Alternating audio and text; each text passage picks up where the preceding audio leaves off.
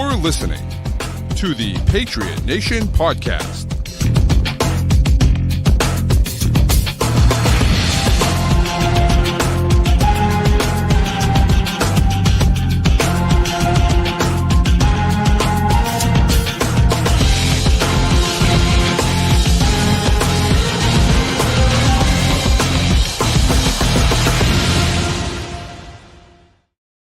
All right, welcome into another edition of the Patriot Nation podcast. As always, a proud member of the CLNS group of podcasts. Make sure you download and subscribe to all of the shows on the CLNS network to get great Patriots content all week long. But tonight, it's the Patriot Nation podcast with your guy, Pat Lane, here with my man, Matt St. Jean. And Matt, I'm back. You did a solo show the other day. I feel like we haven't been together for a while because I did a few solo shows when you were out sick. You did a solo show while I was in Washington watching maybe the worst game ever played. And now here we are, back together again. Yeah, feels good. We're finally here. Cleared by my neurologist officially today. Love it. I took the what do you call it, concussion protocol out of my bio on Twitter. So we're all set now. Love it. That's great. Also, what do you say?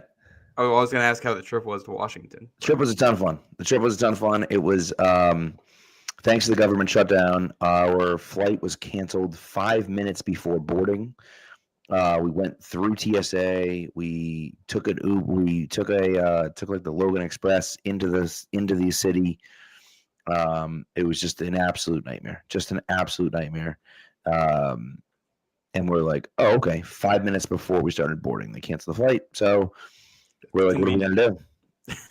What do you say? Convenient timing. Yeah, I was just like, this is unbelievable. I'm like, even if you cancel it during the day, like, cancel it in the morning. The plane was already there. The plane was there. They said they made up some ridiculous thing like, oh, DC was there was gonna be too many planes flying out of DC or something like that. I was like, you gotta be kidding me. So they canceled the flight. He had another buddy going down that left at 8:30. His flight got out. He had another buddy going down that left at 3:30. He canceled his trip and went with us. His flight got out as well, which is wild. It was American Airlines. TD's asking what airline was it. It was American Airlines. The good people at American Airlines. They blamed the government shutdown. Now, whether it was a government shutdown or not, I don't know. But that's what they said. So we were like, screw it. We're not waiting around. I'm not rebooking. I'm not doing any of that stuff. Like, let's go. So we canceled our flight. Luckily, they got rid of change fees because of everything that's going on. So we just canceled our flight for no fee. Grabbed his car and drove down 8 hours to DC. And then it was fun. We had a good time. Saturday night was a lot of fun, just kind of hanging out with the guys, which was cool. And then Sunday, we went to the bar and we're hanging out. My brother-in-law's a big Liverpool fan, so we're watching the Liverpool game. They got smoked. Liverpool got crushed by Man City. And then the Pats game was on, so we were watching the Pats game, and then we went to the Commanders game. The Secret Service individually checked every single person that walked in the building, which was cool. Yeah. Saw that news, and I was like, "Oh, Pat's gonna have a great time getting into the stadium." Yeah, it took us over an hour to get into the stadium. We missed almost the entire first quarter, and it was just. Well, thankfully, it's not. I mean, it's not like you paid for those tickets and were expecting to get in. That is correct. Now, luckily, as someone who was not a Commanders fan, I didn't really care. My brother-in-law, as a Commanders fan, didn't really care that much either because by the time we got in there, it was like 21-0. So he didn't miss much. But it was the fact that, whatever. So anyways, it was a whole thing. So poor planning on our part, not being there earlier, I guess. But we had a good time. And then yesterday, we just spent the day driving, left around 11. And got back left around noon or so, and got back to my house around 10:30. So took a few stops, ate some dinner, had lunch, had dinner, did things like that. So, but we had a good time. It was a lot of fun. He was super surprised with his two other buddies that he didn't know were coming, were there. So that was cool. So it was a fun experience. The RFK really wasn't that bad. I mean, it was an okay stadium. It wasn't great, but it was an okay stadium. They have like standing room only at the top. So they have like rows and like seats, but they're not seats. They're like standing room. It was kind of interesting. So like the New England has standing room, but they're not like designated spots. whereas this was like designated spots. But it was pretty good. So yeah. So that's that. An interesting weekend. Overall, it was a fun weekend. Yeah, we had a good time. Everyone here has heard my thoughts on the Patriots game, but no one has gotten to hear yours. Yes. So, what is it? Yeah, let's hear it. Yeah. Seven in a row now, 28-23 win, big touchdowns. What do you think? Yes. So first of all, shout out to Jerry D, new member over here, and Corey saying LFG Pats, and TD and Jack checking in. We appreciate you guys. But nevertheless, this, I was worried about this game. I was nervous about this game. I thought, defensively came out the way we always come out, which is like not great. It just seems like we never can come out strong early on. But, even offensively, they were struggling at the beginning. Drake he's just so flipping good. And he wasn't even great on Sunday, but some of the throw to Kyle Williams was just outrageous. I mean, that's one of the best throws you'll see all year long. And I know it was only, a 12-yard pass downfield or something like that, but it was just the way that he adjusted his body to make that throw through the contact. And it was just the absolute perfect placement of the ball. It was incredible. And then, the speed from Henderson and Williams was on display, which was great. Can I have a note here on the speed of those two? Yes. So I actually just saw Next Gen Stats tweeted this out an hour ago, 2 hours ago. The fastest ball carriers of the week. Yep. The five fastest. Number 1, Trevion Henderson. Number 2, Kyle Williams. Number 3, Trevion Henderson again. Did you see who 4 and 5 were, Pat? Yeah, it was one of them was H.N., right? And one of them was... Nope. You saw both of them. One of them is Jameson Williams, who... That was one of my comps for Kyle Williams. Like, this is discount Jameson Williams. It's that same skill set in like that kind of big play home run. Maybe I was looking at just the 1 o'clock slate. Okay, yeah.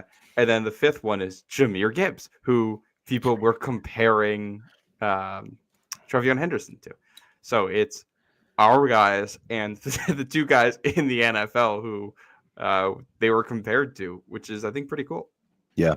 No, it's awesome. And to see that speed on display was great. And, Kyle Williams is a really nice route that he ran, because that throw, to me, it was a perfect throw, but it was a great route because he's able to get, leverage on Morrison. Who I like Benjamin Morrison a lot. I liked him coming out of school from Notre Dame. I liked him.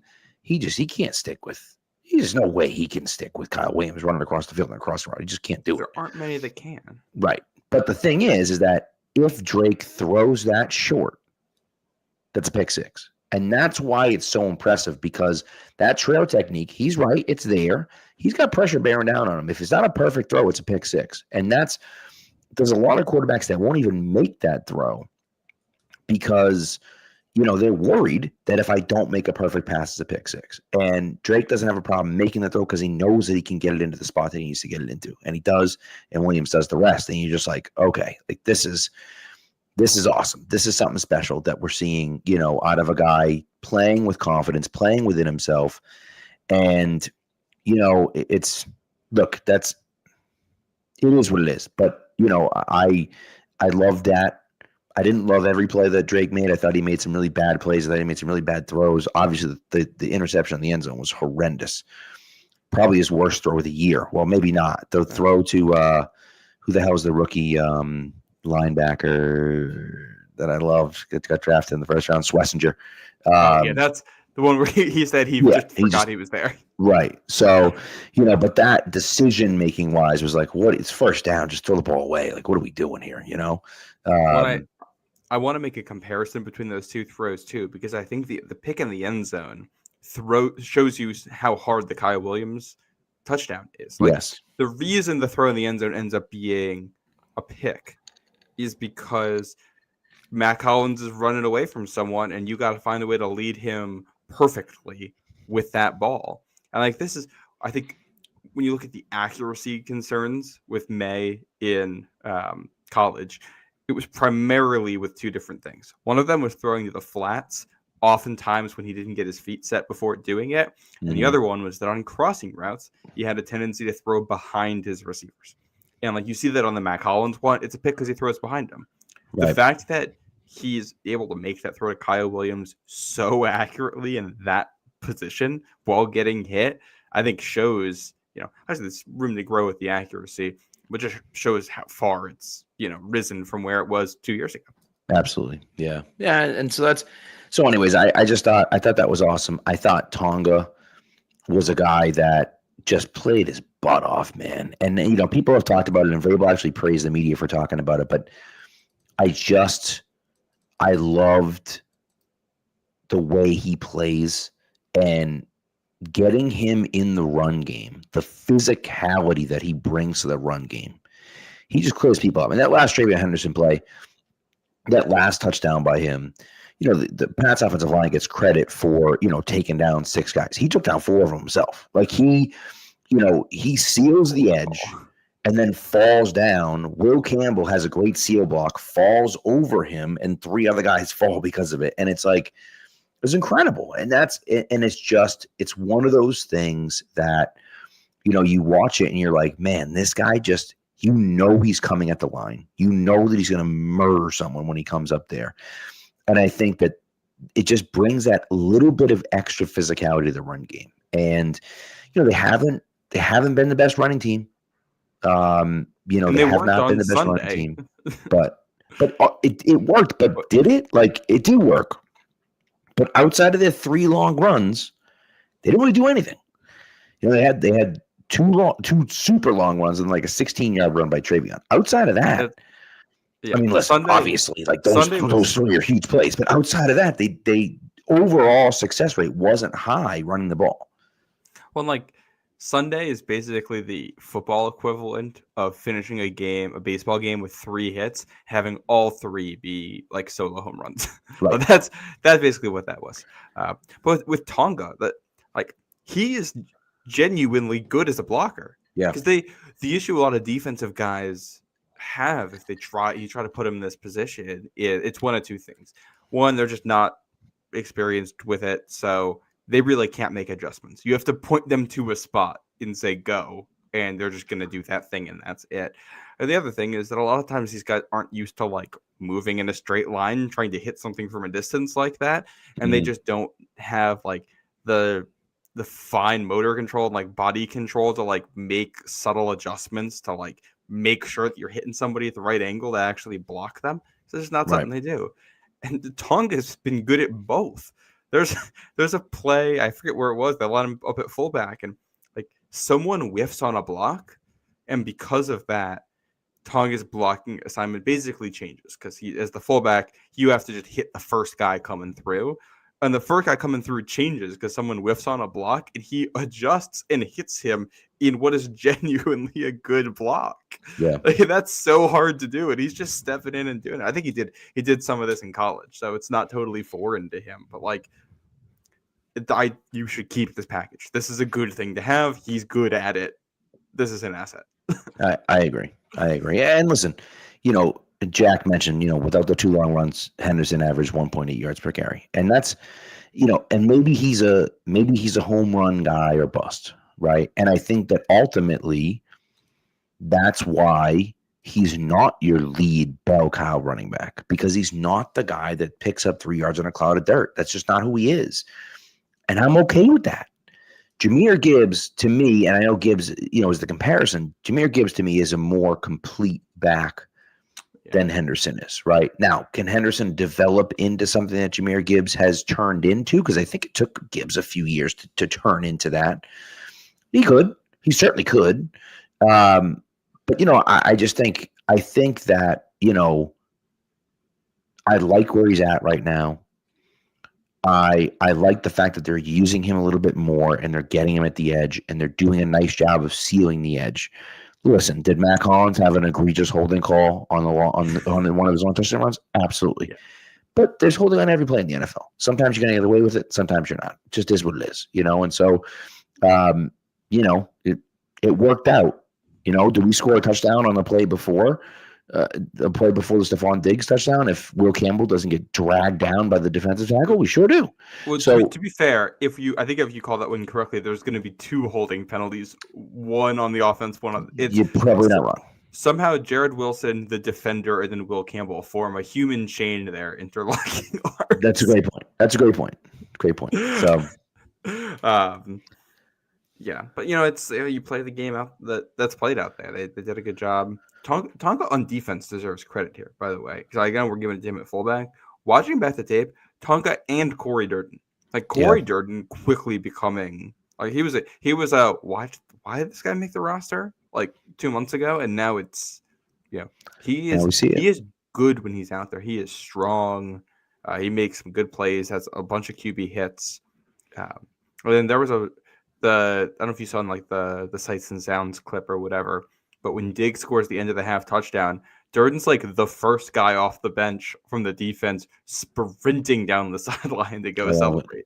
I love it. So this team has a lot of good vibes. And listen, winning cures all, and winning makes everyone happy. And everything's rosy when you're winning.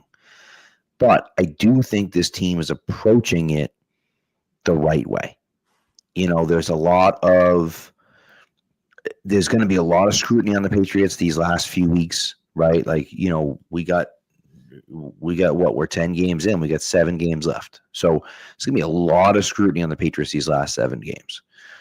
And part of that is because we're looking at it saying, well, the 5 games that you have that aren't the Bills and the Ravens, you should win all of those easily. That's not always how it works in the NFL. Right. And so you saw that this weekend with the Bills. Right. And so, can they keep up what they're doing? Can they stay focused on what they have to do and come out and play hard every single week and not make those bad mistakes? And what's going to happen when the weather turns bad? Right. And if Drake May's playing in the elements, Drake May's playing in the cold or the snow or the rain, that's one of those things that I'll be curious to see. But I will say, I think I'm very happy with where this team is at right now. I think this week solidifies the fact that I'm happy they didn't make a move at the trade deadline, because I think that you have something good with the guys that you have. I don't think you needed to bring anyone else in. Maybe you could have brought in a 4th running back, but whatever, dude. Some schmuck running back you bring in isn't going to have that big of an impact. It's just not going to. And so if you outside of barring the fact that you would get a true dominant player, I just didn't think you needed someone here. And I think that I'm happy with where they're at right now. I agree and disagree at the same time. I agree that I like the fact that you had the 2 rookies showing up at 2 spots where you think about adding guys. It was all right, that confirmed that we didn't need to add guys there. The fact that you're able to go down there and win this game would have made me a little bit more interested and willing to pay a higher price to invest in this year's version of the team. Right. I think you combine that with see how good Jalen Phillips was for the Eagles on Monday night. And I look at that and I'm like, all right, if I had this information, I may have been a little bit more willing to pay a price. Again, if you're paying a 3rd for Phillips, you have to sign him. But you're not. You're not, though, because the report came out afterwards. And listen, maybe Miami wasn't going to trade Jalen. I don't think that they could have gotten Jalen Phillips. I'm saying that from a Patriots perspective, with this information, I definitely would have been willing to offer a 3rd for him. No, and I understand that. I just think you're not getting him for a 3rd. You're getting him for at least a 2nd, if not a 1st. And that's my point, is that I'm not sacrificing the future. Sure, would I have liked Jalen Phillips on his team? I absolutely would have. And if they had traded a 3rd round pick, 100%. If they had traded a 3rd round pick for Jalen Phillips, I would have applauded. If they had traded a 1st or a 2nd round pick for Jalen Phillips, I would not. Yeah. And so and realistically, especially with the reports that came out. Now, who knows how accurate those reports are, but especially with the reports came out that the Bills were aggressive with AFC's teams, and neither of them wanted to help the Bills out. You would think that the Dolphins would feel the same way. And so, That's and I don't. That's a situation, and TD saying like a sixth and a third would not have gotten it done. Like I'm talking, you'd have to significantly beat out. And so whether it's a third and a fourth, or whether it's just a second or a second and a sixth, whatever the case may be, 2/3. Yeah, even 2/3. Even 2/3 for me is a lot. That's a lot of draft capital. Yeah, like that's too much.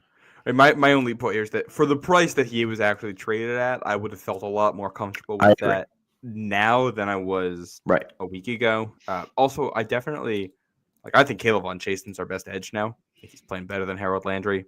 Yeah. And I think Landry has fallen off a little bit from where he was at the start of the season. It's not bad. It's just like you started on a heater and it's been fine since. Right.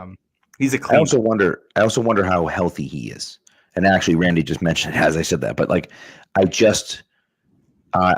wonder how healthy he is. But Can I shout out a couple other things after the film session I did earlier today?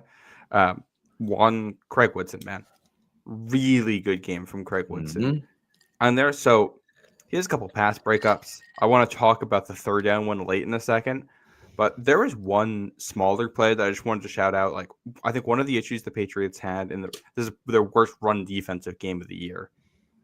They were playing a lot of plays out of like cover 4 defense or cover 2 defense. So you have a light box. That's just less bodies. There's going to be one gap open, and you need someone to make a play in the running game. And there's one where he's like 14 yards off the line of scrimmage, and he comes up into the hole and makes a form tackle. And it's like, oh, okay. Like that was like he sees it coming, wraps up. And like there's another one later where he sniffs out a run, makes a tackle, and like it's a physical tackle, and he's able to like wrap and do the full like alligator wrap where you're like turning and throwing the guy to the ground. And it's like, all right, this is that physicality they need in the run game to stop these plays from becoming explosives. So loved it there. The third down pass breakup at the end. So awesome. Some context for this, because the Buccaneers had kind of realized that if you just put 2 receivers in a stack, especially with the tight end being the second one, and have him release slower and just kind of settle underneath, he could find holes in the zone. They kind of kept going back to that, and they do that the play before. So on second down, they do that, and they pick up yards. They go immediately back to it on third down. The Patriots are in like an exotic defense. It's an inverted Tampa 2. So like they line up like it's cover 3 with one safety deep, and then that safety becomes like the middle of the field, like zone defender in the Tampa 2 defense, and they have 2 guys dropping back, except they don't end up having 2 guys dropping back. Woodson and Jalen Hawkins both think that they're the one that's supposed to drop back on their side of the field, and they both go. And Otten ends up in the hole where I believe it's Woodson is supposed to be, because Woodson thinks he's dropping, but he's supposed to be there. He very quickly recognizes that he needs to get there anyway, sees the concept developing, and just hammers him with the hit. And just the recovery speed there and agility, I think Woodson, like his short area quickness, I think, has started to show up on tape now that things are processing faster for him mentally. Yep, 100%. That play was awesome. The other play was, I believe it was the next play, right? Was the Baker play the next play? The Baker sack that wasn't a sack. Was that the very next play? And that's that play, which, by the way, is sickening that that's not counted as a sack, because Baker's in the grasp for like 2 seconds. But regardless, Baker gets out of it, and he's like falling to the ground, and he just shovels it over his head to Rashard White, who's standing there. And Woodson was watching the All-22 was wild, because Woodson's at the 12-yard line. This is Hawkins. I thought it was Woodson. No, this is Hawkins making this play. It was Hawkins? I don't know why I thought it was Woodson. Okay, either way. But, okay, so Hawkins makes the play on it, and he's the 12. And he makes a tackle at like the 34-yard line. And for him to come up that fast, and this is when you're talking about not giving up on the play, understanding football IQ, what you're doing.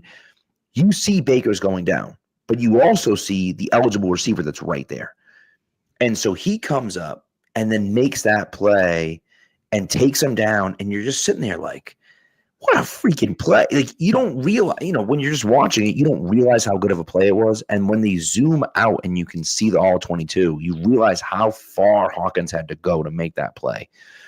It really was impressive. And, I think we were worried about the safeties. We were worried about the safety play. You talked about Woodson today. Woodson, I thought, had a really good game on Sunday. And then Hawkins makes a play like that, and I thought played pretty well as well. Not great, but pretty well. And I think that, that's the type of thing for me that I feel like these young safeties are getting there, right? Del Pettis made a nice play. Yeah. And so you just, you're hoping that the safeties can continue to develop where they are. And I just think they're playing so well right now, and it's awesome. And that was an awesome play, and a really high football IQ play. And then often not a safety, but was a safety, Marty Mapu. They're using him as a tight end stopper in man coverage in some of those passing situations.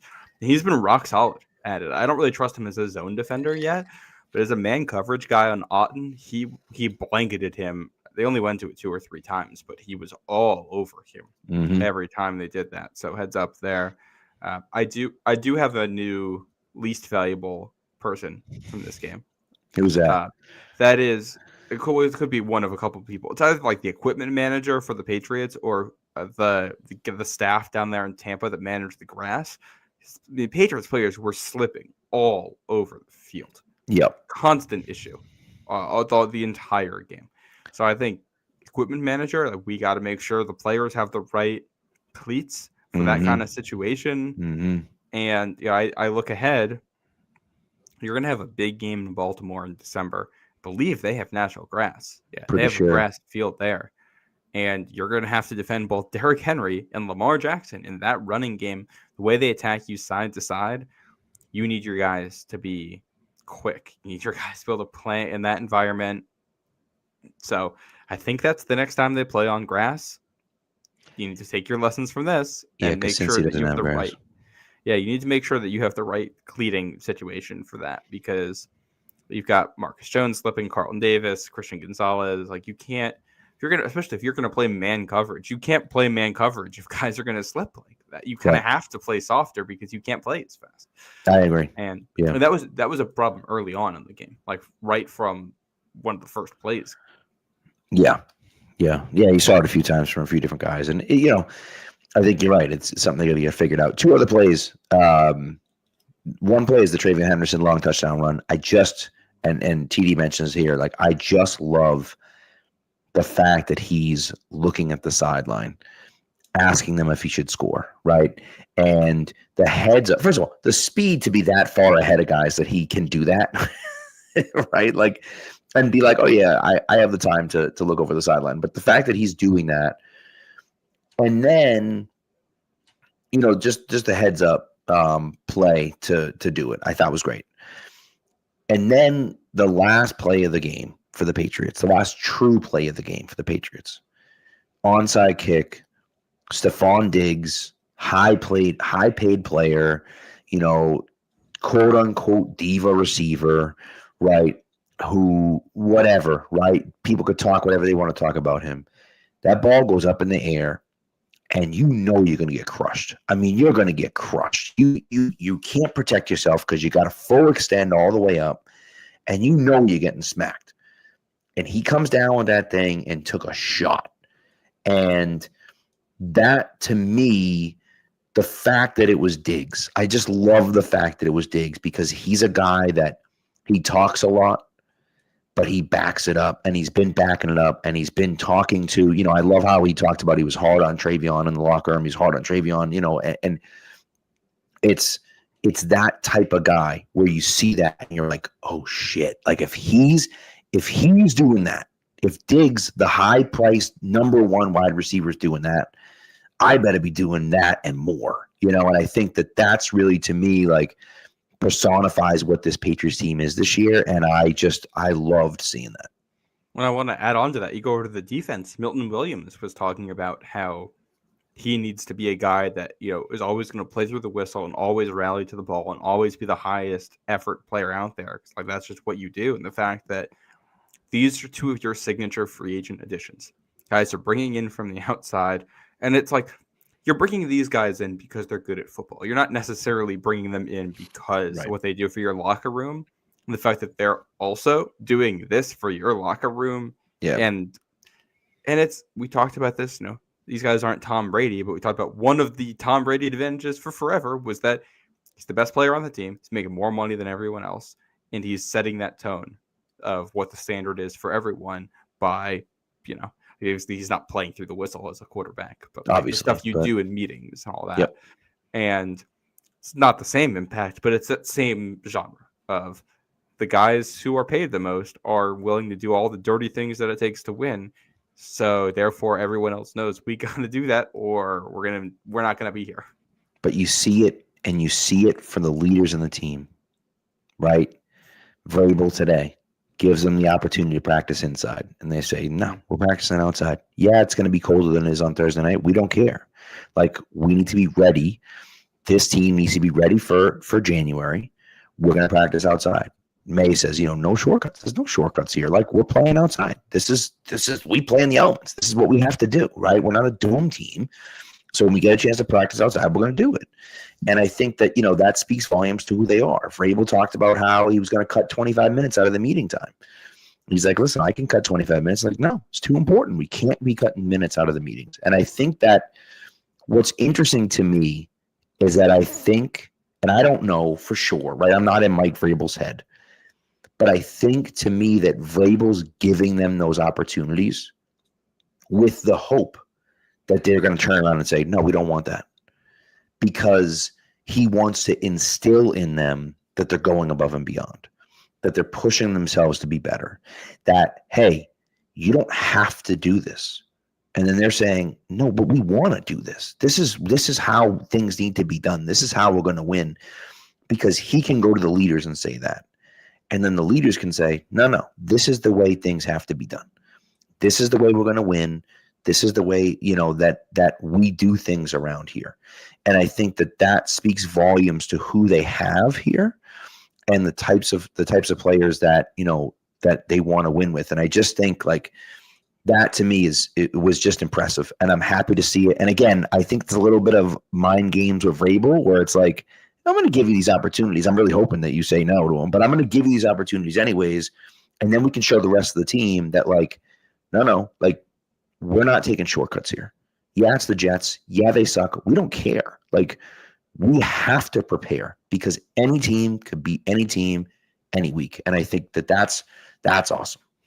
Well, and then the flip side of it, when you let the players have the input on the decisions like this, when you know that they're buying in on a short week like this with the meetings and stuff, that means that if you give them the opportunity to turn down a meeting later and they take it, that they're being honest, that they really do need it for themselves, and and that you can respect it. There's a trust and accountability that goes both ways in a way that, like I said, it's that kind of modern approach to coaching where it's the modern tough guy. I think this is what it looks like, where it's that player empowerment of, if things are tough, like, we are willing to accommodate you and make things work because we want you to be at your best and we want you to buy in. The flip side of that is that we want you to be willing to accommodate and go above and beyond to win. Right. And, pulling that together this week, short week, Thursday night. Should we do an ad break and get into this one? Yeah, let's do that. Also, Randy says, can't make you be great. You have to choose to be great. So good. It's true. It's true. Like, that's, very true. And if that's what he's subscribing to, that's what we got. But yes, let's take an ad break, and then we will go from there. This ad, of course, is for Prize Picks, the best place to turn your sports knowledge into cash. America's #1 daily fantasy sports app, obviously, as we know. And the hard-hitting football schedule is even better with Prize Picks. The weather's changing, but the feeling of getting right never gets old. Again, Prize Picks is the only app that offers stacks, which means you can pick the same player up to 3 times in the same lineup. Do you want to pick more on, yes, more on Drake May, yards, passing yards, rushing yards, and touchdowns? You can pick all 3 in the same lineup only on Prize Picks. You can also follow other Prize Picks players directly on the app and copy their lineups in one click. Whether it's a friend, a celebrity picker, or just someone whose picks you like, hit the follow button and check out every lineup they create in the new feed tab on Prize Picks. New feed tab is pretty nice. My feed, not great this week. Not great this week, fellas. Sorry, ladies and gentlemen. I apologize. I got one right, but I got the other two very wrong. Just what are you going to do? Is what it is. What are you going to do? You're going to download the app Prize Picks. You're going to put in the promo code CLNS. And when you do that, you're going to get $50 in lineups after you play your first $5 lineup. That's code CLNS on Prize Picks to get $50 lineups after you play your first $5 lineup. Prize Picks. It's good to be right. Okay. So let's talk about this week. Can I mention something before we do, though? Because TD mentioned it, and I wanted to talk about it. TD said it reminds him of 2001, and I've actually been kind of bouncing around this idea on Pat's poll, but I gotta write the article. But everyone keeps talking about the free agent class, and it's been a phenomenal free agent class. 2001 is the greatest free agent class in the history of the NFL. It is like, and it's not even close. It's really not even close. It's just when you go back and you look at it, you're like, this is just every single guy that they got. You talk about Antoine Smith, a guy who might be familiar with Mike Vrabel, Roman Pfeiffer, Terrell Buckley, Mike Compton, Brian Cox, Mark Edwards, Damon Heward, Larry Izzo, David Patton, Anthony Pleasant. You're just like, and the list goes on, right? But you just like every single one of those guys was a contributor. Did you say Terrell Buckley? I think he was. I believe I did say Terrell Buckley, but maybe I didn't. I did said Terrell Buckley, but nevertheless, it's every single one of those guys, and you're like, oh, Patton just catches like, oh, he caught the only offensive touchdown in the Super Bowl. That's kind of a big deal, you know what I mean? Like, yeah, it's just they all were huge contributors, and then you look at the draft in 01. And, the Patriots draft in 01 wasn't perfect, but you get Richard Seymour at the top who, like, helped just a little bit. You know what I mean? And so you think, you look at that team and you say, this is the gold standard, right? Is the gold standard. But honestly, you look at Seymour, and obviously the second round pick was Matt Light, so that one kind of helped too. It's pretty, yes, not a bad first two picks there. But that's the gold standard for team building in 1 year, right? They already had a lot of really good players. Their roster looked a lot better than this roster did before the season. But that's the gold standard for team building in 1 year. And what the Patriots have done this year with Diggs and Williams and Hollins and Tonga and Moses and, Bradbury's played really well. And, you look at these and Spillane, and Landry and Chasen, and you're just looking around and even Carlton Davis, and you're looking at who they, and you're like, every single one of these guys has paid off. Every single one of them. And, and maybe some of them haven't been quite as good as people wanted them to be, but they all are contributing to what the Patriots are doing right now. And then you look at the draft class, and you're saying, Will Campbell's starting left tackle, and he's been above average. Jared Wilson's playing left guard, and he's been pretty good. Craig Woodson's rounding into form. Travion Henderson had a huge game. Kyle Williams showed off his speed. And you're like, okay, Joshua Farmer's played pretty well as a rotational defensive tackle. And the Patriots have built this roster back in 1 year. And again, are they one of the best rosters in the NFL right now? No. But right now, who they have is gelling together and playing together extremely well. And it's happened with guys that weren't there last year. And it's really incredible to see. And some of them are veterans, some of them are young. But my goodness, the change from this year to last year is obviously the coaching is different, and the coaching has been phenomenal. But the players that you've gotten, it's my goodness, it's been fantastic. Yeah, no, it's awesome. I also didn't realize until right now in 01 the Patriots drafted a kicker. Did they? Yeah, did the hell they draft? Owen Pochman. Yeah, you're right. Yeah, Did not make the team. It's funny because my dad just Giants. texted me and said, "Don't forget the kicker," because he's right. He's right. Yeah. Borregales has been great since week 2. Yeah, no, he's been nails.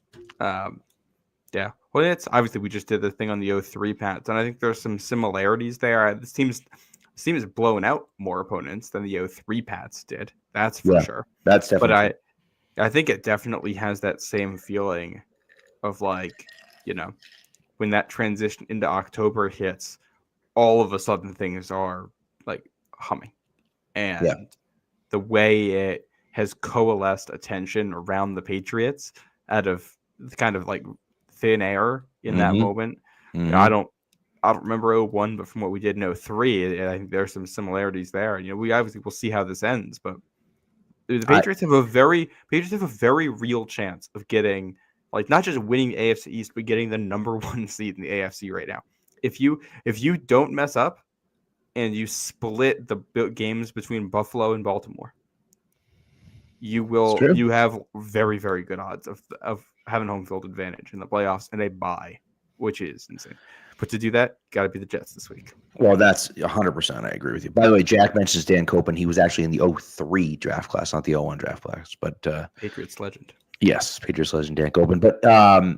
But this Jets game is interesting because Justin Fields had arguably the worst passing day I've ever seen from a quarterback who also won the game. He was 6 for 11 for 54 yards passing. 6 for 11 for 54 yards passing. And one of his completions went for 42 yards, and that pass was completed behind the line of scrimmage. It was a screen. Quick screen to Brees Hall. So you're talking about 5 for 10 for 12 yards, and I believe like 2 of his other completions were also completed behind the line of scrimmage. And then I believe they lost 12 yards due to sacks. So for net passing yards, it's the one screen touchdown to Brees Hall. Right. That's literally it. Well, I think what's interesting about this, so the Jets obviously just sold big time at the trade deadline. They're getting rid of guys. But dare I say the Jets are hot right now? Yeah. They have not lost in almost a month. It's true. They lose 13-6 to the Carolina Panthers at home. But then go to Cincinnati and score 39 points, have a bye week, and then beat the Browns last week. So they go from 0-7 to 2-7 here. And I think you look at them, obviously not a good team, but a team with some talented players, some young players who have felt a spark as of late. Now, I will say that with the caveat. They had 169 yards of total offense on Sunday. Obviously, that Browns defense is good. The entire offense, one screen pass to Brees Hall, the running game, and then they had 2 special teams touchdowns. That's how they scored. So it's not, and they scored 39 on the Bengals defense. I don't think that actually counts in any way that's meaningful to transfer. The Bengals defense is just anything you do against the Bengals defense, anything you do about the Cowboys defense against them, like those, you just throw those out in terms of like extrapolating those. Next week's gonna be so much fun because Drake May's gonna throw for 600 yards against the Bengals defense. It's gonna be great. Yeah. But it's interesting, but what's fascinating about the Jets is that they're finding ways to win. Instead of finding ways to lose, they're finding ways to win. And sometimes when you sell, like you did at the deadline, yes, you're moving on from these high-priced guys. But you're moving on and saying, we're resetting here, but we're not tanking. We're not trying to lose. We're moving on from those guys because we're rebuilding and we want to rebuild with the guys in the building right now. That's where we're starting from. We're starting with you guys. Now, go out and prove you belong here. Right? And so for the guys that are in the room, now they have that extra incentive to say, hey, we got to prove this. We got to prove that we're the guys that belong here. And so, if the head coach can hit the right tones and, talk the way that he needs to talk and convince the guys that he needs to convince, then there's a chance that they get going and it's good. But, again, Azaria Thomas, who's the guy that replaced Sauce Gardner, hasn't practiced yet this week. He's not looking good to play. Garrett Wilson probably Out. most likely is not going to play. He's out 3 to 4 weeks. Reported by the head coach. I mean, Rich Kamini, who did. I don't know if you saw that press conference today. It was incredible. I didn't see the clip. It was so good. They asked him, you know, can we get the report? And he's like, you can ask Rich. And they go, well, yeah, but you're the head coach. You're standing there. And he goes, no. He goes, he's the one that gave you the information. They go, well, he's not here. He's not here. He goes, well, we better call him then because, you know, you can get the report from him. And it was so good. I was like, it's just so great. That's very funny. Yeah, I think so. The guys who will play in this one, though, the flip side of this, it's a Jets team that is not good, but does kind of have two strengths. Mm-hmm. They're good at running the ball. Mm-hmm. They have a pass rush. So, like, they have allowed a lot of yards on the ground. You can run on them, and they're not going to throw on you. So it's a very interesting matchup where it's like, if you were to make the case for how the Jets pull this upset, it's going to be that their pass rush gets home. They're able to stifle New England's offense there, and because when our rushing attack can't take advantage of their weaknesses, meanwhile their rushing attack gets going, and they get a couple special teams plays in there or a turnover or something like that. With their guys on offense, no Garrett Wilson. It's going to be Arian Smith, Tyler Johnson, John Mechie. They traded for A.B. Mitchell. He didn't play last week. I don't know if he's going to be good to go yet. He's listed on the injured list on our lads, but he's not listed on the injury report today for the Jets. I don't know exactly what his status is going to be. The offensive line is good. You know, there's going to be some names here. Patriots fans are going to know. You're going to go against Olu Fashanu. You're going to go against Armand Membu. You're going to go against Mason Taylor, Breece Hall, someone that Patriots fans wanted. And I think if you're the Jets here, game plan wise, I mean, you're trying to run to the outside, right? Jet sweeps, Patriots have been vulnerable on, and you're looking for quick hitters underneath. Right. And that's where the Jets, like the one offensive touchdown they had on Sunday, they caught the Browns in a blitz look, hit them with a quick screen to the outside, and Breece Hall's very good, and we'll take that to the house. Yeah. When you see this Jets passing attack, and especially these receivers, you look at it and say, why are we going to put 7 guys in coverage? Let's blitz them, because we know Fields is going to take sacks. We know he's not going to get the ball out fast. We know if we can collapse the pocket, he won't have anywhere to run, and we don't think they can beat us over the top. So, like, defensively, your game plan has to be you have to be able to do that without giving up some of those big plays. Yeah, and that's going to be a big point of contention. And I agree with you. Now, listen, the Patriots allowed a 50-yard rusher for the first time all year to Sean Tucker, as everyone predicted. And it just, this is the week where you have to continue to step up. And listen, they may have a 50-yard rusher. The Buccaneers ran the ball okay on the Patriots, but not anything special. They had a few nice runs from Tucker, and that's kind of where we got over that 50-yard hump. But you have to limit the rushing attack. If you can limit the rushing attack, you don't have to send 1 million guys on blitzes. You just don't have to. Because to me, Justin Fields can't pick you apart. He can't. And so let him take time back there. Go ahead. Go ahead and take some time back there. Because you can't hit these guys anyways. And so if we can get one guy free, I thought Elijah Ponder had a really nice rep on his sack, against a very good left tackle in Tristan Wirfs. And we saw the numbers with Myles Garrett this week weren't great. Myles Garrett killed the Patriots, had a tough time against Fashanu and Membu. But how many real pass reps did he get? 12? It's just he's not getting a lot of pass rush reps. And so, it's hard to kind of even have that as like as a point there. To me, it's a question of, can you win the pass rush up the middle and force Fields to do something with the ball? Again, I think for me, I mentioned it here, like, you got to have a spy on the quarterback, because if Justin Fields can take off and run, that's where they can beat you, is Justin Fields just going nuts running the ball. And so, we'll see what happens.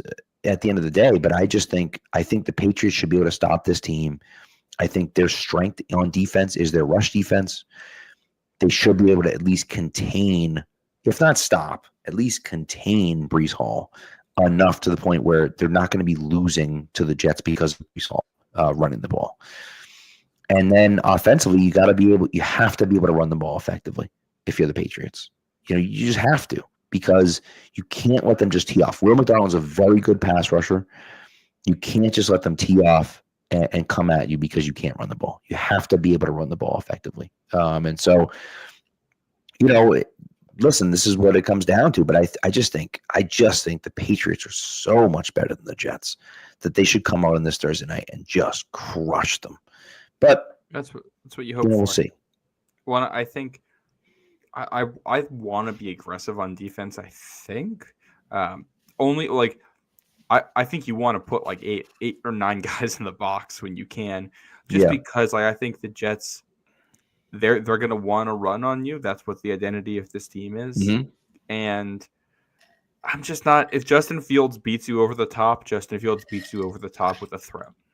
Yeah, like make him do that. He likes to check it down. Justin Fields only has one pick this season. He doesn't take risks when he throws the ball. No. So like, I wouldn't even bother trying to bring a whole lot of like disguised coverages or anything. I don't think this is a game you win schematically in any crazy way. I think you do it by like just saying, we don't think you can run on us or we don't think you can throw on us. So we're going to load the box against you. And we're going to make sure that we take away every single running lane that you could possibly have. Yeah. Breece Hall's the only guy. If he's split out, go on with them. Don't spread the box. I don't care who's under center. You know what I mean? Yeah. Well, and they've been fine running the ball in early downs. But like, if you can the second you get them behind the chains, it's pretty much over for them. They're in trouble. Yeah. Yeah. So that's unlike, dare them to somehow beat you over the top on first and second down. And that's what I'm doing. And then with that, it's like, all right, don't give free releases to the tight end. Like, this isn't like Cade Otton's able to crush you last week, in large part because Baker's a good quarterback and they have fast, athletic receivers in Tampa, and they can stretch you down the field, and you have to respect that. And then the tight end kind of gets lost in the wash underneath or gets a favorable matchup. No one's doing that on this New York team. Fields isn't demanding that down the field, and the receivers are not demanding that attention down the field. So, like, just make sure you got a guy on the tight end who's not Jack Gibbons, and I don't think Gibbons is awful and covered. I think he actually made some nice plays. He plays like a backup for that. So, like, if Christian Ellis is back this week, like, all right, just stick him near Mason Taylor and tell him, hey, like, sit on him. Like, if he beats you with like some kind of double move or something and he beats you deep and they're able to go over the top, so be it. But like, if you can sit on everything early on downs, I don't think they're going to have any chance of moving the ball on you. Yeah, I can see that. Can I ask you a crazy question? Hit me. Would you think about putting Carlton Davis on Mason Taylor? Potentially, 6'1", 205, like physical corner. They don't really have anyone that scares me on the outside, and so you have Gonzo as one of your outside corners, and you put Marcus Jones on the outside, as your other outside corner. I think it depends on alignment. Like I don't know if I want Carlton Davis in the box. I think I don't part of it. it. That makes sense. So that's where I'm like I might play a lot of. I mean, I thought Del Pettis has looked good when they've asked him to man up on a tight end. I think Marty Mapu has looked good at that. It's just, do you trust those guys in run defense? And if you feel comfortable with those guys in run defense, then all right, maybe you just play a lot of big nickel with Del Pettis or Woodson or I mean Mapu's a linebacker, but like one of those body same types idea. in the box to take care of the safety in man coverage. And also, like, I don't know exactly what the Jets' personnel splits are here, but like they might just put two tight ends in the field a lot. I should look this up. I'm gonna look that up while we keep talking about it. I'm just curious about it because Mason Taylor to me feels like the only receiving threat obviously outside of Breece Hall, feels like the only receiving threat that can really beat you. I mean, I'm not worried about getting beat by any of the Jets receivers, like actual wide receivers. They don't scare me at all. If A.D. Mitchell plays, I guess you put Gonzo on him, but like, is A.D. Mitchell scare you as a number one receiver? I mean, he has the ability to make big plays. We've seen it with the Colts. I think Gonzo just erases him, if he covers him. So he's gone. He's out of the picture. Like, if that's the case. And then it's like, okay, now what? Who else are you going to be in? And can you move? The thing is that like Abuka got open a lot of times because they were able to move him around the formation, and they put him in, inside. They move him in the slot. They put him in motion before. How much can you do with A.D. Mitchell? He didn't practice last week. He just got here. He didn't practice last week, and so like he's practicing this week, I guess. But like, is he going to understand the intricacies of the offense where you're going to be putting him outside and in the slot? I don't think so. So you're probably just going to say, go stand over there and run this route, like, I don't know. And so to me, you can erase that with a guy like Gonzo. So the Jets actually play almost exclusively, not exclusively, but like relative to average out of 11. So they like 3 receivers on the field. So it'll be, now obviously that's when they had Garrett Wilson healthy. So maybe they changed that. But like, I mean, look down the depth chart here. It's like, all right, would you rather have Jeremy Ruckert or like Stone Smart on the field as your tight end too, or put John Mechie on the? Well, John Mechie probably gonna play anyway. But like Isaiah Williams on the field, right? Like that's going to be kind of the question they're asking themselves here. I think. Well, that's the thing. Like Jazz asked about Alan Lazardi has 7 catches this year, like all year. He hasn't. Yeah, he hasn't. Our lads has him all the way down the depth chart. Is their 7th wide receiver? Right. Yeah. So I'm not worried about that. And I wonder, do you play more zone in this game than you do? I don't know. I'm not sure how they go with it because he's right. Because Randy's right. Like Arian Smith is fast, but like that doesn't do anything for you. He's not like a good receiver or anything like that. So yeah. And you could put Marcus Jones on him, and I guess if you're worried about something here, it's going to be. If we're putting Marcus Jones in the box to cover some of these guys, can they run at him because he's smaller? And then he doesn't. He plays well in the running game, so it's not like I know he's small, but it's. Well, you could probably pick up a couple first downs that way. Can you sustain 60 minutes offense that way? I don't think so. Right. What else are they going to try? Ultimately, for me, what it comes down to is that if the Patriots play their game, they should win this game easily. The way you lose is the way you lost the Steelers. And maybe not to that extent, but the way you lose is by shooting yourself in the foot, is by not taking care of the football, is by allowing big plays on defense. And so if those types of things happen, you lose this game because the Jets have shown that they can find ways to win, right? I mean, that they were done. That Bengals game, that game was over. They were done. And they came back and won that game at the end. And credit to them for doing that. And so, and I know it's the Bengals defense, but it doesn't matter who it is. Like, they still were able to do it. And I think that, they're playing with a lot of bravado right now and a lot of, confidence right now, similar to what the Patriots are doing. Clearly, the Patriots are a more talented team, but they're playing with a lot of confidence right now. Their head coach is coaching with a lot of confidence right now. And so, you win 2 straight games like that, and it doesn't matter how ugly they are. It doesn't matter who you're playing against. It doesn't matter. None of that stuff makes a difference because at the end of the day, all you got to do is be a little bit better on a few plays. And if that's what they can go out and do on Thursday night, and the Patriots don't take care of the football and they take this game lightly for whatever reason, or a few things don't go their way, they can lose that game. The good thing is that the Patriots, when things don't go their way, they've rebounded very well, right? Yes. Drake May could have turtled after he threw that interception in the end zone. You're up 5 points. You're thinking, oh, my God, like, what am I doing? We had a chance to go up 8 at least, throw the ball away. What the hell's wrong with you? Nope, they come back down and score a touchdown. And I think that, that's the thing for me where I look at it and say, okay, like they have that. Mentally, they feel good about it, and they're in a good spot. So I expect a win from the Patriots. 12.5 points is up. 12.5 points is a hell of a lot of points. I'm probably going to take the points because it's a Thursday night game. But, I expect to win by 7 to 10 points. Yeah, NFL Pro has it at 13.5 now. It's a The lot line. of points, dude. This is the first Patriots home primetime game since week 2 of the 2023 season, the Cole Strange game, if you will, God, against the Miami yes. Dolphins. So this is not something that has happened often here. I want to go back for a second. This is The 2 in a row for the Patriots. Obviously, not 2 weeks in a row, but 2 home games in a row. That will be primetime games. Yep. All right. Now I have okay. Here's something for you. The last time the Patriots wore navy blue jerseys at home at night was the Bears Monday Night Football debacle, because they've only played 3 home primetime games since then, or two since then. The Bills game, the Thursday Night Football game, and then the Dolphins game, the Thursday Night Football game. We're in the red throwbacks for both of those, and now we're gonna get the rivalries tomorrow. Yep. And then the red ones on Monday night. Yeah.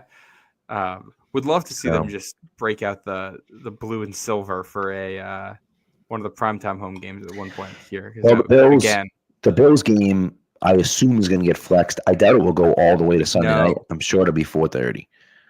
Can they? I don't know if they're even that one might. Someone was doing an analysis of that, and that one might just like end up getting stuck at 1 o'clock. It's insane to me that would be a 1 o'clock game. That's insane to me that would be a 1 o'clock game, especially if it's for the AFC East. Like, that's crazy. Pats Ravens, though, is almost a lock for Sunday Night Football.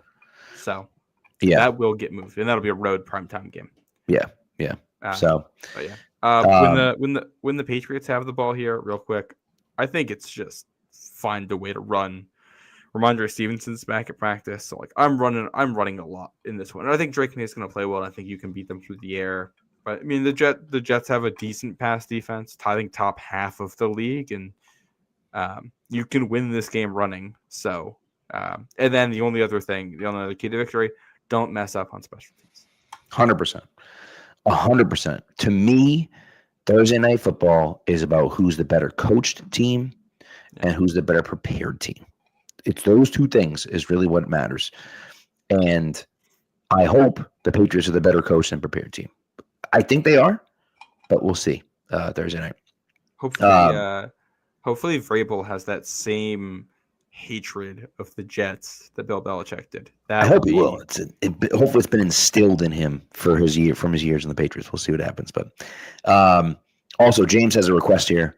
Can you please discuss the Northeaster uniforms at length, whilst Pass occasionally shrieks out like those amazing Matt Doloff, Felger, Mass Everything Sucks videos? Shout out Matt Doloff, because those videos are incredible and they get better every week.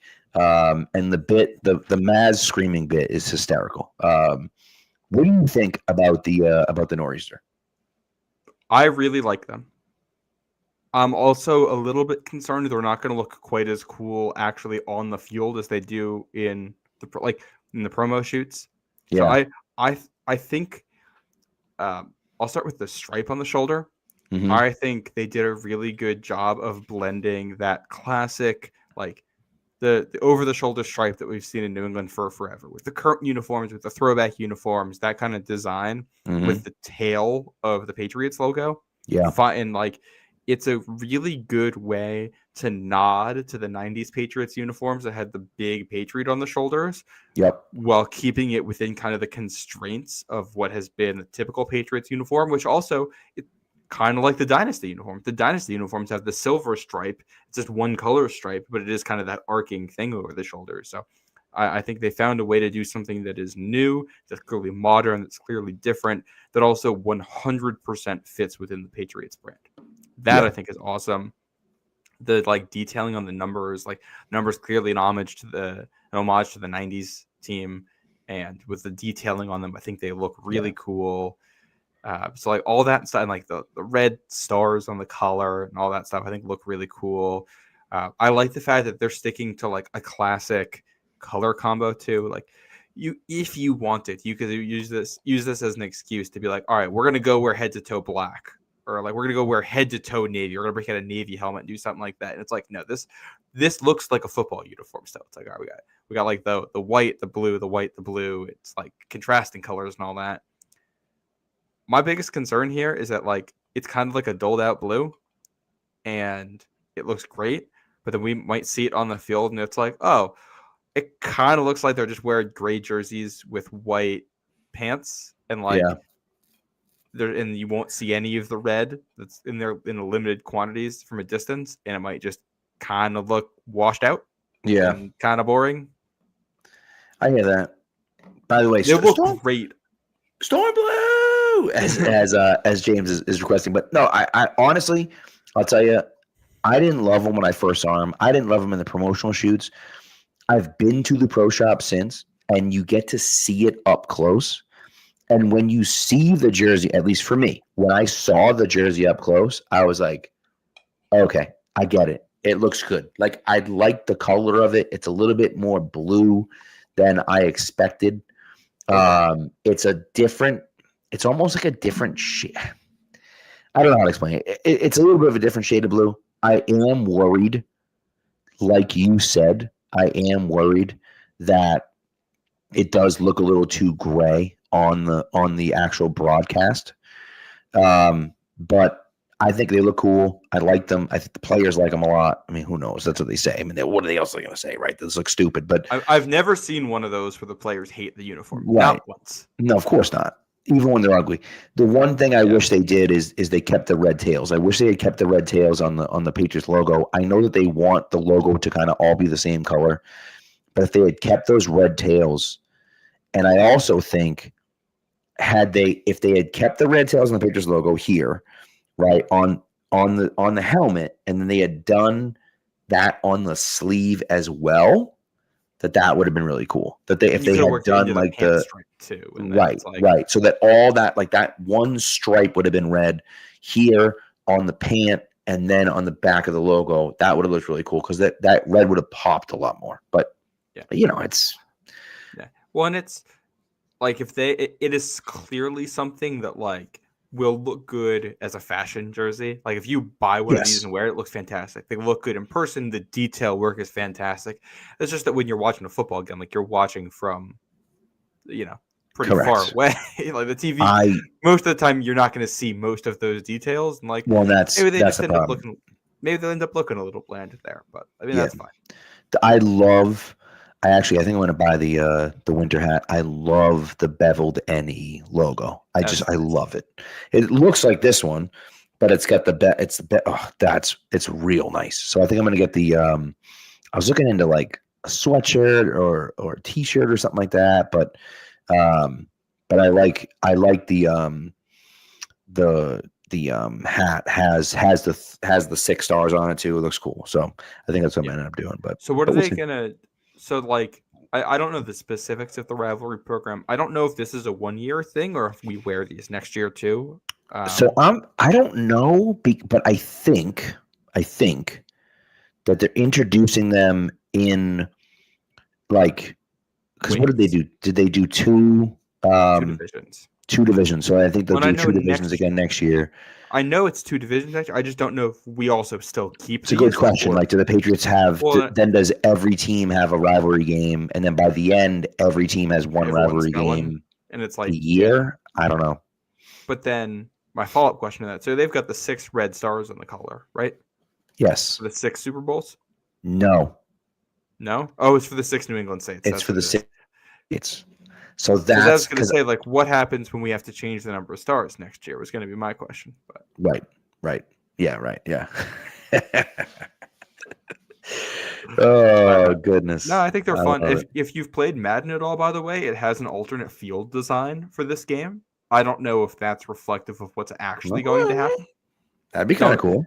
Don't get too excited. It's literally just them replacing the Patriots logo at midfield with the one with like the storm blue in it. Like the same one from the helmet, and then the end zones are actually painted, but in the storm blue color. Which we've never had a game with painted end zones at Gillette Stadium. That would be kind of cool. So, but we'll see. Which I always thought it'd be fun if they did painted end. I know they didn't do the painted end zones because you got to share with the soccer team, and it's just like that's way like. Of course. Like Seattle, for example, they share their stadium with a soccer team, and they don't paint the end zones until after soccer season, and then they paint them navy blue to lock it in. That's fair. Yeah. But they never did that in New England. They just stuck to the plain. Yeah. I don't know. But yeah, we'll see. Yeah. Can I have a kind of boomer-ish NFL rivalries uniform take over here real quick? Sure. One of the most anticipated matchups in the NFL right now, it's Rams Seahawks with what's going on out there. And I just discovered yesterday that both of the Rams Seahawks games this year are rivalries games. Lame. And I usually think I like the Seahawks ones. The Seahawks ones I think look really cool. The Rams one just looks like if you put their uniform into Microsoft Paint and hit the paint bucket with black on all the spots that were royal blue before. And it's like, okay, well this looks cheap, tacky, and not like the Rams. Like you look like a high school team that wants to look like the Rams. Right. Yeah, it's not great. Well, that's the problem with some of these league-wide things is that, there's only so many cool new things you can do, and also the people making decisions for each team do not necessarily always have the best taste. That's when it was like Nike gets a lot of blame for some of the bad uniforms we've seen in the NFL. The blame belongs on the franchises. They are basically contracting with Nike to design things, but then they choose the direction they go and which one gets picked. The teams are the ones making that decision. And it's like, I don't know, some of the people that make these decisions for teams are just not that good at it, or at least they have taste that is very different from what mine is. I'll put it politely. Right. Yeah, we'll see. Anyways, all right. I think that's it. We did over 10 minutes on uniforms here. You got anything else? Only, and we can probably end up touching more on this after the game, but I do think it's worth calling out now. This is the first Sunday of the year, I believe. Yeah, first Sunday of the year without Patriots football. Without Patriots football. Yep. So the slate this week is actually kind of crazy. And I just want to call out a couple games. Have you looked at the schedule for Sunday, Pat?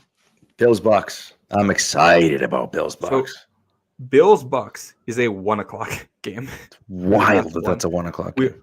We also have Bengals Steelers in the 1:00, which is, Steelers still on top of the AFC North. Bengals trying to make a push here, especially if Joe Burrow is going to be coming back. It should be an interesting game. I don't know if it'll be good, but meaningful. He, by the way, said he expects to be back by week 13. Now, that doesn't mean he won't be back week 12 against the Patriots. But he did say he expects to be back week 13. So, yeah. We've got Bears at Vikings. So J.J. McCarthy against Caleb Williams. This is just the 1:00 window. Yes. J.J. versus Caleb in the 1:00. Bears at 6-3 right now. I think they are. They've got a win streak going here. The Bears are playing well. Then the 4:00. We've got Seahawks Rams at 4:05 and Chiefs Broncos at 4:25. Mm-hmm. Which we have to be Chiefs fans for the next 2 weeks here. I agree. And then the Sunday night game is Lions at Eagles. Yeah, that's going to be a really good game, too.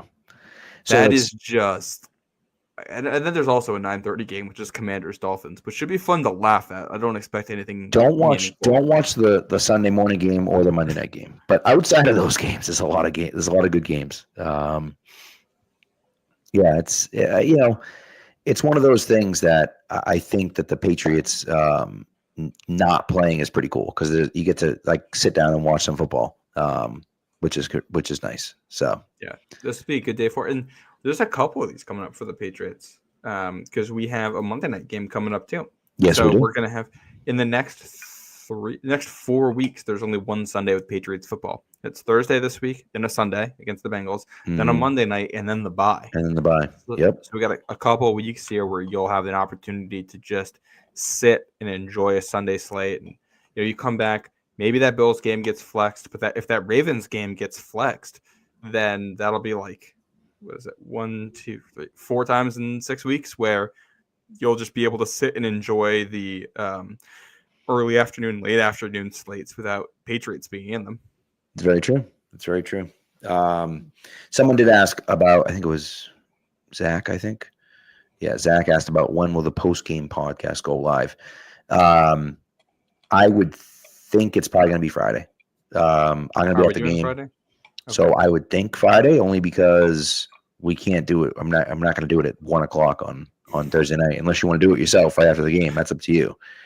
You could do a quick one right after the game. Matter of fact, my daughter has a play Friday night, so it would have to be, if we do it Friday, it'd be Friday afternoon, right after at 4:30 or 5 o'clock or something like that. I've I don't got know if the we can do that gym. or not, we might have to do it. This would have to be a Saturday podcast.